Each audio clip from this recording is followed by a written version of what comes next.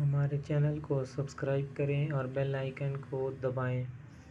مالک بن دینار رحمۃ اللہ علیہ سے ان کی توبہ کا سبب پوچھا گیا تو انہوں نے کہا کہ میں ایک سپاہی تھا اور شراب کا عادی تھا۔ میں نے ایک نفیس باندی خریدی اور وہ میرے دل میں خاص مقام کی مالک بن گئی۔ اس سے میری ایک بچی پیدا ہوئی۔ میں اس بچی کو حد سے زیادہ پیار کرتا تھا۔ جب وہ زمین پر گھسیٹ کر چلنے لگی تو میرے دل میں اس کی محبت اور زیادہ بڑھ گئی۔ وہ مجھ سے مانوس ہو گئی اور میں اس کے سامنے جب بھی شراب لا کر رکھتا تو وہ آ کر کھینچا تانی کر کے میرے کپڑوں پر شراب بہا دیتی۔ جب اس بچی کی عمر 2 سال ہو گئی تو وہ مر گئی۔ میرے دل کو اس کے غم نے بیمار کر دیا۔ پھر فرمانے لگے، 15 رمضان کو جمعہ کی رات میں شراب کے نشے میں مدہوش تھا۔ میں نے عشاء کی نماز بھی نہیں پڑھی تھی۔ میں نے خواب میں دیکھا کہ سور پھونکا گیا اور قیامت قائم ہو گئی۔ مردے قبروں سے اٹھائے گئے اور تمام مخلوق کو جمع کیا گیا، جن میں سے میں بھی تھا۔ میں نے اپنے پیچھے آہٹ سنی، مڑ کر دیکھا تو ایک بہت بڑا اژدہا ہے، کالے رنگ کا، آنکھیں نیلی ہیں، منہ کھولے میری طرف دوڑا آ رہا ہے۔ خوف اور دہشت کے مارے میں بھاگا۔ راستے میں ایک ستھرے لباس والا شخص کے پاس سے گزرا ہوا۔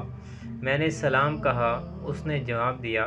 میں نے کہا، بابا مجھے اس اژدہے سے پناہ دو، تجھے اللہ تعالیٰ پناہ دے۔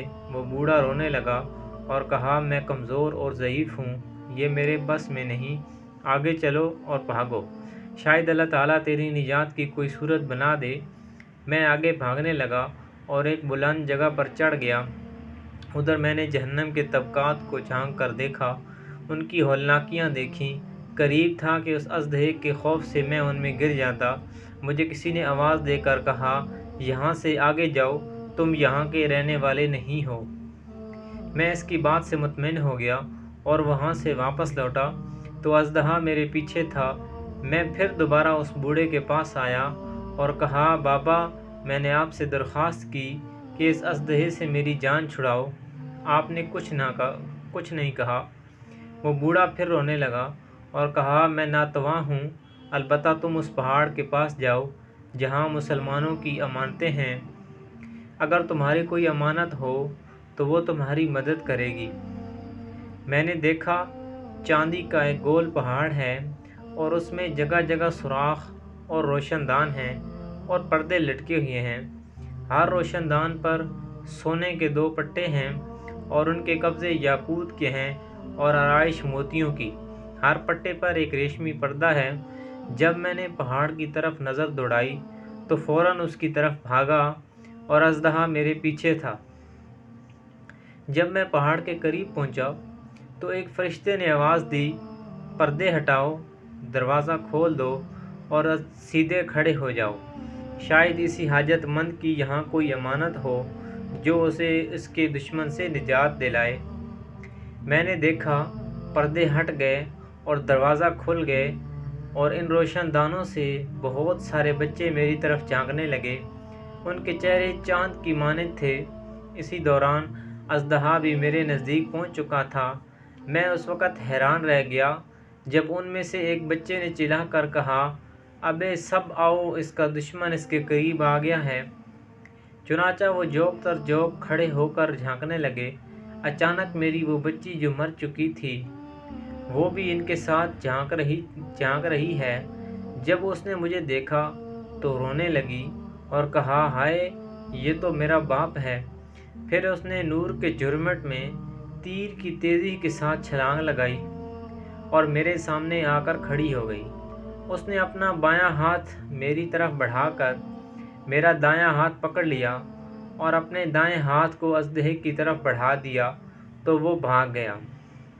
پھر اس نے مجھے بٹھایا اور میری گود میں بیٹھ گئی اور اپنی دائیں ہاتھ سے میری داڑھی پکڑ کر کہا، اے ابا، مومنوں کے لیے وہ وقت نہیں آیا کہ ان کے دل اللہ کے ذکر کے لیے جھک جائیں۔ میں رونے لگا اور کہا، اے بیٹی، تم لوگ بھی قرآن کو جانتے ہو، اس نے کہا ہم تو آپ سے بھی زیادہ قرآن کو جانتے ہیں۔